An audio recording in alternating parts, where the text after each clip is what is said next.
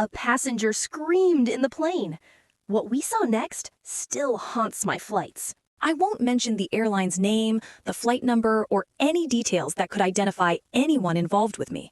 Not myself, not the captain I was with, not even the flight attendants. Privacy is important, and I don't want any trouble for anyone. Anyway, it was a routine night flight from an airport in one Arab country to Cairo International. The weather was good, visibility excellent, no weather warnings, everything was proceeding by the book. I was the co-pilot at the time, flying with an experienced captain, a respectable and calm man, let's call him Captain Arthur. The first hour and a half of the flight passed with utmost calm. We completed our procedures, reached our cruising altitude, the autopilot was engaged, and we were monitoring the instruments, chatting about mundane topics. The engine sound was steady, like a gentle music one gets used to. The passengers were almost all asleep or watching movies, a classic atmosphere for any long-haul night flight. Suddenly, the cockpit intercom buzzed. It was one of the flight attendants. Her voice had a slight note of concern. "Captain, we have a passenger causing a bit of a disturbance and refusing to stay in his seat. He's saying strange, incoherent things." Captain Arthur responded calmly, as was his nature. "Strange things like what? Does he seem intoxicated, or what's the situation?" The flight attendant replied, "No, Captain. He looks perfectly normal, but terrified, literally terrified. He keeps saying he must talk to you, that he needs to warn you about something very important. We've tried to calm him down and explain that we don't allow passengers into the cockpit, but he's insistent and shouting loudly, and the other passengers are starting to wake up and get annoyed." I looked at Captain Arthur, and he looked at me. This wasn't the first time a passenger had caused a problem, but usually it was for trivial reasons, or someone was just afraid of flying. But the flight attendant's description of this man, terrified and saying strange things, that was a bit unsettling. Captain Arthur told the flight attendant, "All right, try to calm him down again, and tell him the captain is busy and can't speak to anyone right now. If he continues to cause a disturbance, let me know, and we'll see how to proceed." The flight attendant hung up, and we returned to our duties. But honestly, I wasn't comfortable. The word terrified stuck in my mind. About 10 minutes later, the intercom buzzed again. The same flight attendant, but this time her voice was louder and had a noticeable tremor. "Captain Arthur, the situation is worsening. The man is practically having a breakdown. He's banging on the cockpit door and screaming, saying things no one understands. He's saying, 'It's coming. You have to listen to me. You'll kill us all.' All the passengers are awake and scared of him now." That's when Captain Arthur started to genuinely worry. He looked at me and said, "Check the surveillance cameras by the cockpit door." I opened the small screen that displayed what was happening outside the door. The sight was odd. A man in his late 30s or early 40s, dressed in ordinary clothes, his hair disheveled, his eyes wide with a frightening intensity and filled with tears. He was gesturing wildly with his hands and yelling, his whole body trembling. The passengers were around him, trying to pull him away from the door, and he was resisting them with all his might. Captain Arthur sighed and said, "This man doesn't look normal at all." "Okay, listen, Captain, does he have anything in his hands? Any bag, any sharp object?" The flight attendant replied with difficulty, trying to speak amidst the commotion. "No, Captain, his hands are completely empty. He just wants to talk to you." Silence filled the cockpit for a few seconds. Captain Arthur was thinking. Safety regulations are very strict about opening the cockpit door during flight, especially for someone in the state. But at the same time, this man was causing panic throughout the aircraft. After some thought, Captain Arthur said, "All right, listen to me carefully. I'll let him speak to us through the external intercom speaker next to the door. Let him stand in front of it and talk, but you all stay around him and don't leave him unattended. If he tries to make any suspicious move, or if he says anything that threatens the safety of the flight, you will act immediately according to your training." The flight attendant said, "Understood, Captain." A few minutes passed, and we could hear muffled sounds of commotion and argument from outside. Then the flight attendant's voice came through again. "Captain, he's ready to speak on the intercom." Captain Arthur opened the line and said in a firm voice, "Yes, sir, this is the captain of the aircraft. Go ahead, tell me what you have to say, quickly and calmly." The voice that came from the speaker was choked, breathless, as if he'd been running a marathon. He spoke in broken sentences, in Arabic, but with a strange accent. Perhaps Levantine or Gulf, I couldn't quite place it at the time due to his agitation. "Captain, please, you have to believe me. There's something behind us, following us." Captain Arthur and I exchanged a look of bewilderment. "What's behind us, sir? The weather is clear, and there are no other aircraft near us on the radar," Captain Arthur replied. The man screamed into the speaker. "No! No! Not an aircraft! It's a cloud! A strange cloud! It's chasing us! I've been seeing it from the window since we took off. It's getting closer every minute." A cloud? We were at an altitude of over 35,000 feet. Most clouds are far below us, except for certain types of massive cumulonimbus clouds, and those show up on the weather radar from a distance, and we avoid them. Our radar was clean as a whistle. Captain Arthur tried to calm him. "Sir, there are no clouds behind us or around us. We can see the instruments clearly, and the weather is perfectly clear. Perhaps you're just a bit anxious about flying." The man's voice became filled with a terrible despair. "No! I swear to God, I see it! It's black! Black and huge and shapeless. It's like it's watching us. Please look carefully. Look with your own eyes. You'll kill us all if you keep disbelieving me." I started to feel a genuine sense of unease. The tone of his voice wasn't an act. This was raw terror.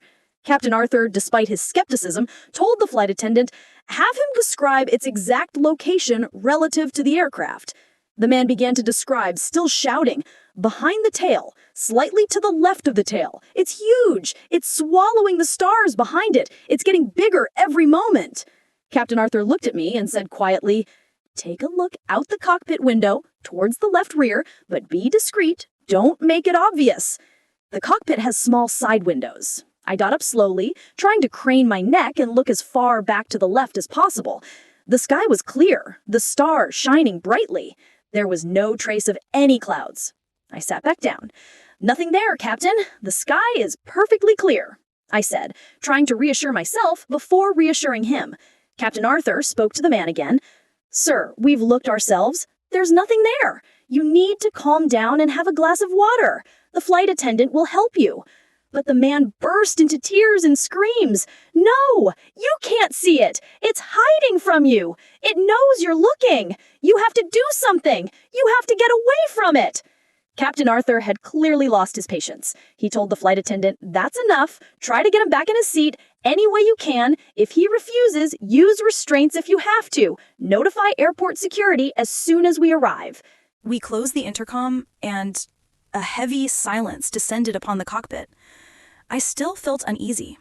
Captain Arthur noticed this and said, "Don't worry, it's just a panic attack. It happens sometimes. The safety of the other passengers is what matters." I tried to focus on the instruments, but the man's words about the cloud that's chasing us kept ringing in my ears. About 15 minutes later, I was routinely scanning the navigation displays when I noticed something strange on the weather radar screen. A very small blip on the edge of the radar's range, in roughly the same direction the man had described. It was appearing and disappearing. I said to Captain Arthur, "Captain, take a look at the weather radar. There's like a very faint signal towards our 7 or 8 o'clock, meaning the rear left of the aircraft." Captain Arthur leaned closer to the screen and focused on it. The blip appeared again for a moment and vanished. He said, "Probably interference or clutter. These radars are very sensitive. If it were a real cloud, it would be much clearer than this, and it would remain stable." His words were logical, but my heart was heavy. I kept my eye on the radar every few minutes. The blip was still appearing and disappearing, but I started to feel like it was getting closer, very slowly, but closer. About 10 more minutes later, the blip became a bit clearer on the radar. Still intermittent, but clear. Captain Arthur noticed it too. We didn't speak, but we looked at each other. A look of unspoken questions and suppressed anxiety. Could it be another aircraft not visible on the TCAS, traffic collision avoidance system, for some reason? I asked, trying to find a logical explanation. He said, "Unlikely, but let's contact air traffic control and ask." We contacted the nearest air traffic control center and asked if there was any unidentified air traffic in our vicinity, especially behind us to the left. The response was a firm negative. The airspace around us was completely clear in the sector we were inquiring about. At that moment, the anxiety began to transform into another feeling, a sense of strangeness, as if something wasn't right. "Captain Arthur, with his experience, tried changing the radar frequency, zooming in and out, hoping for a clearer picture, but to no avail. It remained a mysterious blip, slowly but steadily approaching. I told him, "Captain, I'm going to look out the window again.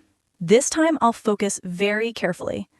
"Easy does it," he said, his eyes on the instruments. I got up again, trying to look further and more intently. The sky was still black and full of stars, but this time I saw something. Something at the very edge of my vision. A blackness within the black, as if a piece of the sky was erased. A patch devoid of stars. A patch that was moving.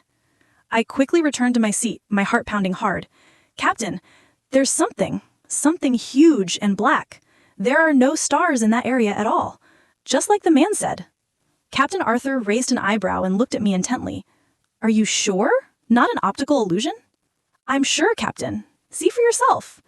Captain Arthur cautiously got up and looked out the window. He looked for a while, then returned to his seat in complete silence. His face had changed. His expression indicated he'd seen something he didn't want to believe. "Did you see it?" I asked in a low voice. He nodded slowly. "I saw it." The silence that fell upon the cockpit this time was different. It wasn't the silence of contemplation, it was the silence of dread. We were both professional pilots, believers in science and logic, but what we were seeing had no logical explanation. Suddenly, the intercom buzzed again. This time, the flight attendant's voice was very shaky, as if she was crying. "Captain, the man suddenly calmed down completely. He's sitting in his seat, looking out the window and smiling a very strange smile. And he's saying, they've seen it now. Now it's their turn to act correctly." Captain Arthur and I looked at each other. Those words hit us like a thunderbolt. Did this man know we would see it? And did he know what we were supposed to do? Captain Arthur, despite everything happening, maintained his composure. He picked up the intercom handset and told the flight attendant, "Listen to me carefully. I want that man to speak to us again. Immediately." A few seconds later, the man's choked voice came through again, but this time it was unnervingly calm. "Yes, Captain." Captain Arthur said, in a voice he tried to keep as normal as possible, What exactly are you seeing, and what are we supposed to do?" The man replied with perfect calm, as if explaining a lesson in school. "You see it now, don't you? The black cloud that swallows the stars? It's behind us, and it's watching us. It's been doing this with other planes for a long time." "Other planes?" I asked, quickly. "What planes?" "It doesn't matter," he replied. "What matters now is you. It knows you've seen it, but it's not yet sure you understand its nature. If it senses you're afraid of it, or that you're trying to escape it overtly, it will get closer, and that will be a big problem." Captain Arthur said, "A big problem how? This is just a strange atmospheric phenomenon, right?" He was trying to convince himself, more than the man. The man let out a faint laugh that made the hair on my body stand on end. "Atmospheric phenomenon? No, Captain, this isn't an atmospheric phenomenon. This is something else entirely, something older than the sky itself." He paused for a moment, then continued, "Listen to me very carefully. This is the most important part. You must act as if you see nothing, as if everything is normal. Continue your flight as usual, same speed, same altitude, same course. Don't make any sudden maneuvers. Don't talk about it on the radio with anyone. Don't let anyone among the passengers or crew, other than myself of course, and I've understood my role, sense that anything is wrong." "How?" I asked, not understanding. "How can we act as if we don't see a black monster the size of a small city chasing us?" "You must," he said decisively. "It's waiting for your reaction. If you ignore it completely, as if it doesn't exist, as if it's just part of the night, it will gradually lose interest in you. It will feel that you're not a worthy target, or that you're too foolish to understand the danger." His words were insane, but at the same time, the terror that had been in his voice earlier and the confident calm with which he spoke now made us believe him, or at least it made us willing to try anything. Captain Arthur asked him, "And you, how did you know all this?" The man fell silent again, for long seconds, so long that we thought the line had disconnected. Then he said in a low voice, as if sharing a secret, "This sky isn't ours alone, Captain. It never has been. Go and ask what really happened to Malaysia Flight 370. Ask seriously, and look beyond the official statements." After that sentence, the line disconnected. We tried to call him again, but the flight attendant said he had gone back to looking out the window, wasn't responding to anyone, and still had that strange smile on his face. Captain Arthur and I sat looking at each other for minutes, trying to process what we had heard. A cloud chasing us, a mysterious passenger telling us to ignore it, and hinting at the fate of the missing Malaysian airliner. It was a nightmare, but we didn't have the luxury of time. This thing, the cloud or entity or whatever it was still behind us. It was now showing more clearly on the radar and visible to the naked eye from the windows if we looked carefully. It was a huge black mass with no distinct features, moving with us at our exact speed, maintaining a constant distance. Stranger still, it made no sound and didn't affect the aircraft's performance or its instruments. It was like a giant phantom. Captain Arthur broke the silence. "We'll do as he said." I looked at him, disbelieving. "Seriously, Captain? We're going to ignore that?" "Do you have another solution?" he asked, looking me straight in the eye. "If we try to escape, his words might turn out to be true and things could get worse. If we report it, they'll call us crazy. Let's try it. Act calmly as if nothing is wrong and focus on our jobs." And indeed, that's what we did. We re-engaged the autopilot and went back to monitoring the instruments, as if everything was normal. But of course, it wasn't normal. Every few seconds, I would involuntarily glance at the radar screen or try to catch a glimpse of the edge of this thing from the window. My heart was beating so violently I could hear it in my ears. Sweat drenched me, even though the cockpit air conditioning was working fine. An hour passed. An hour of silent terror. An hour of us pretending not to see the monster stalking us in the darkness of the sky. Every minute felt like a year. I felt the eyes of that thing on us, studying us, waiting for any wrong move. Captain Arthur was incredibly composed. He spoke to me in a normal voice about routine flight matters, as if he genuinely hadn't noticed anything. I tried to play along, but my voice came out shaky despite myself. Suddenly, I noticed something on the radar. The black spot was starting to move away, very slowly at first, then its speed increased slightly. I looked out the window cautiously. The black mass was still there, but it was indeed starting to shrink, as if it were retreating. I said in a hushed voice, "Captain, it's moving away." Captain Arthur looked at the radar, then out the window. He didn't try to hide the flicker of hope that appeared in his eyes. "Let's keep an eye on it and do nothing different." We maintained our course. Another half hour, and the thing was receding further and further, until it disappeared completely from the radar screen. We looked out the windows. There was no trace of it. The sky was perfectly clear again, the stars shining as if nothing had happened. A feeling of relief, mixed with disbelief, flooded the cockpit. We sighed in unison. It was as if a mountain had been lifted from our chests. Captain Arthur said, his voice still bearing a trace of tension, "Thank God, we made it through." "Thank God," I replied, still not quite comprehending. The rest of the flight passed uneventfully, at least outwardly. But of course, it wasn't uneventful for us. Every so often, we'd check the radar, peer out the windows, as if afraid this thing might return. As we approached Cairo and began our descent procedures, Captain Arthur asked the flight attendant to check on that strange man.